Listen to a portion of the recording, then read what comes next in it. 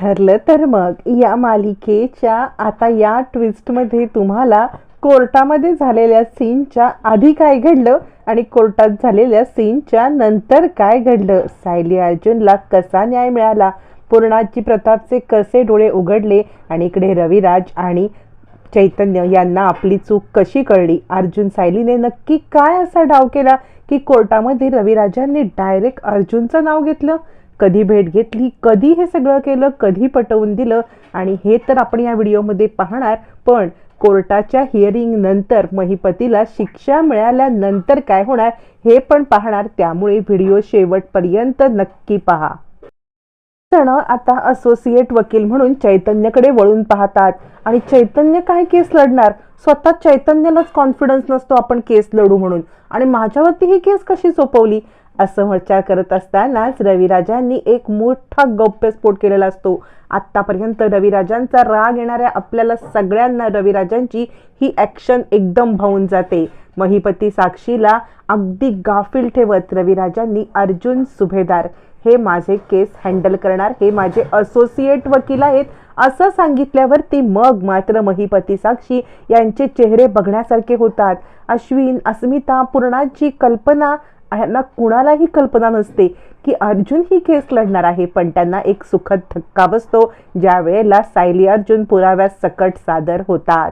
आता मात्र कोर्टाच्या आधीच्याच वेळेला म्हणजे रविराज आधीच आलेले असतात आणि त्यांनी ऑलरेडी कोर्टामध्ये ॲप्लिकेशन दिलेलं असतं की अर्जुन सुभेदार ही केस लढणार. त्यामुळे आयत्या वेळेला कोर्ट लगेच होकार देतं. अर्जुन मुळातच आता मात्र ब्रीफकेस घेऊन येतो.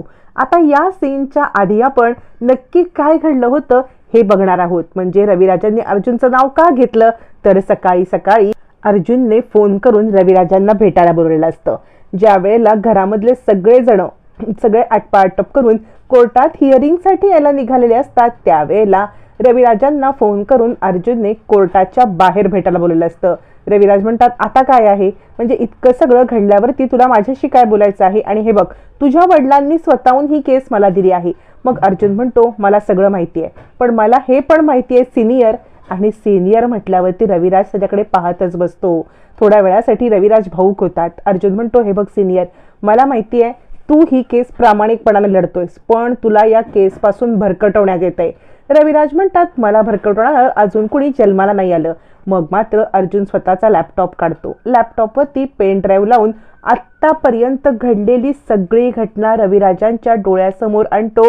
रविराज भारावून जातात. हे काय आहे सगळं? अर्जुन म्हणतो हेच सत्य आहे, मी हेच सांगण्याचा प्रयत्न करतोय. महिपतीने तुला सुद्धा सिनियर उल्लू बनवलंय आणि माझ्या डॅडाला सुद्धा. महिपतीचे हे कारस्थान ऐकून रविराज हादरतात.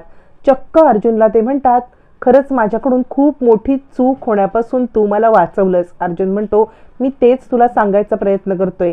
हा पेन ड्राईव्ह कसा मिळाला हे सुद्धा तुला ऐकावं लागेल, कारण ज्या वेळेला संतोषकडून हा पेन ड्राईव्ह घेऊन सायली घरी येत होती त्यावेळेला महिपतीच्या माणसाने तिला किडनॅप केलं.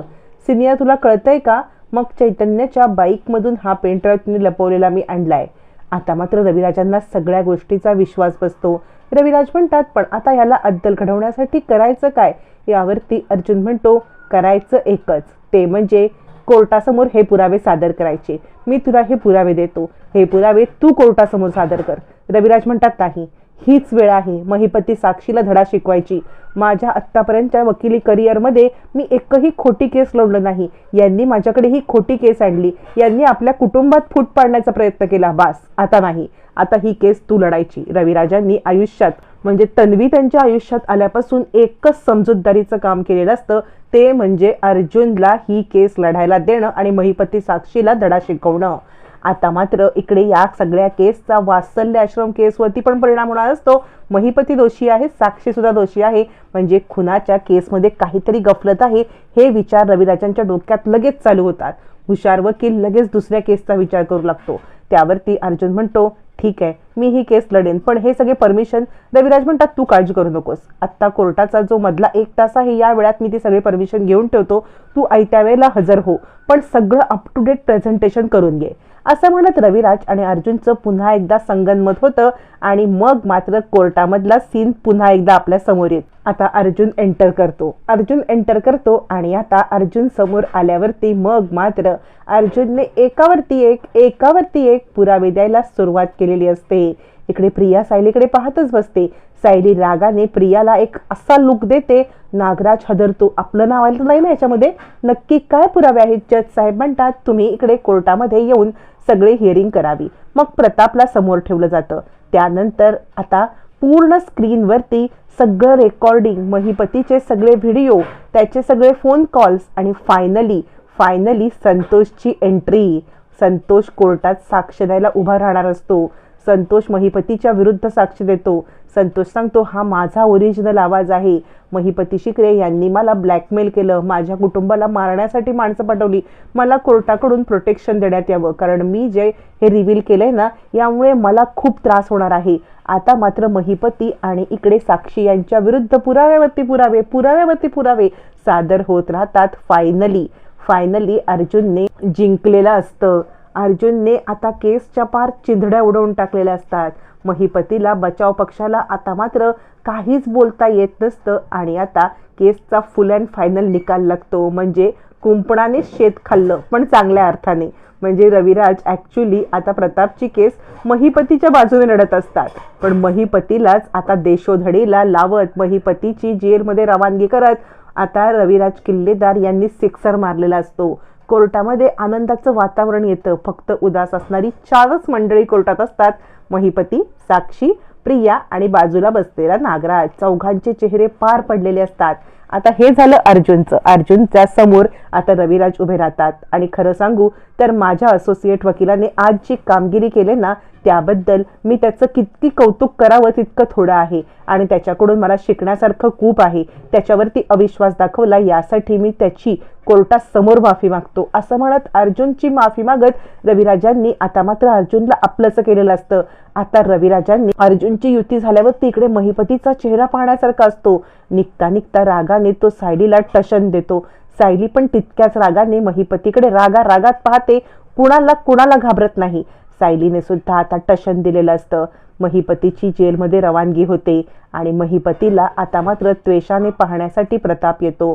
प्रताप लगेचच विचार करतो, म्हणजे सुभेदारांची सून म्हणून आज हिने जे काम केलंय ना ते जगातल्या कोणत्याही मुलीला सुचणार नाही.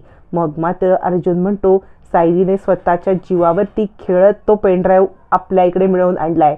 असं म्हणत आता अर्जुनने सायलीचं जे ब्रेव केलेलं असतं, तिने जी ब्रेवरी केलेली असते सगळ्यांच्या समोर आणताच पूर्णाची प्रताप हतबल होतात.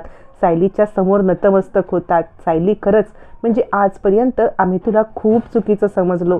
आज तू सिद्ध केलंस की तू सुभेदारांची सून आहेस. खरंच माफ कर.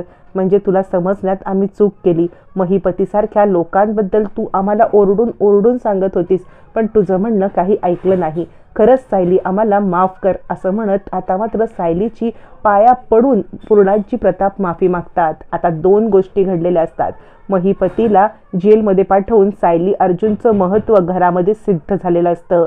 आता इकडे सायली अर्जुनचा त्यागाचं सगळ्या समोर आलेलं असतं. आणि दुसरं म्हणजे आता चैतन्य आणि रविराज यांचे डोळे उघडतात. फायनली निर्दोष प्रतापची सुटका होते आणि या सगळ्यामध्ये सायलीचा हात आहे हे दोघं मान्य करून सायलीच्या पायाशी लोटांगण घालतात.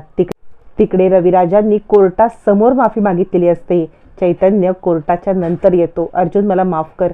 खरंच मला माफ कर. म्हणजे मी चुकीच्या माणसांची साथ दिली. अण्णांना चेहरा ओळखण्यामध्ये मी चुकलो. आता फक्त अण्णांचा चेहरा समोर आलेला असतो, पण साक्षी पण यात इन्व्हॉल्व आहे हे सुद्धा चैतन्याला समजणार का? आणि साक्षीवरती प्रेम करून आपण खूप मोठी चूक केली हे पण कळणार का? अर्जुन, सायलीला न्याय मिळालेला आहे आणि जबरदस्त मालिकेमध्ये ट्विस्ट होत मालिका एका पॉझिटिव्ह वळणावरती येणार आहे. मालिका तुम्हाला पाहायला कशी वाटते आणि हा आलेला जबरदस्त ट्विस्ट कसा वाटला कमेंट करून नक्कीच कळवा.